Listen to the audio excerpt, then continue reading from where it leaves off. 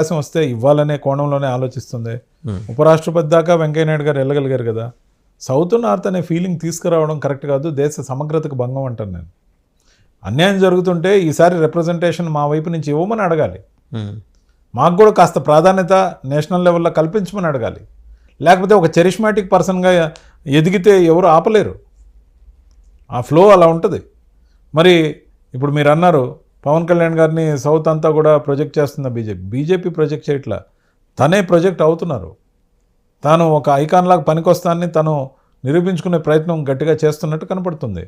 తన జనసేన ఆవిర్భావ సభలో తమిళనాడు ఇష్యూ తీయటం, తెలంగాణకు సంబంధించి కోటి రత్నాలను వీణ అని మాట్లాడడం, బండెనక బండి కట్టి అని మాట్లాడడం, అలాగే బయట అనేక రాష్ట్రాల్లో జరిగిన ఇన్సిడెంట్స్ తీసుకొచ్చి చెప్పడం, హైందవ సాంప్రదాయాల గురించి ఉటంకించడం, అసలు ఆంధ్రప్రదేశ్ రాష్ట్రం గురించి కాస్త తక్కువే మాట్లాడారని చెప్పాలి.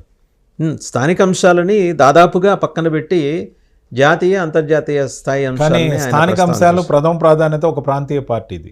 అవును, జాతీయ పార్టీ కాదు కాబట్టి ప్రథమ ప్రాధాన్యత local politics, state politics, then national politics.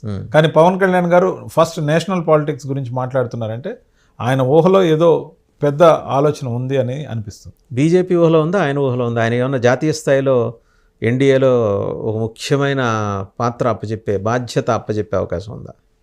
నాకు తెలియని అంశాలు నేను ఎలా చెప్పగలను వాసుదేవన్ గారు. ఇంకా నాకు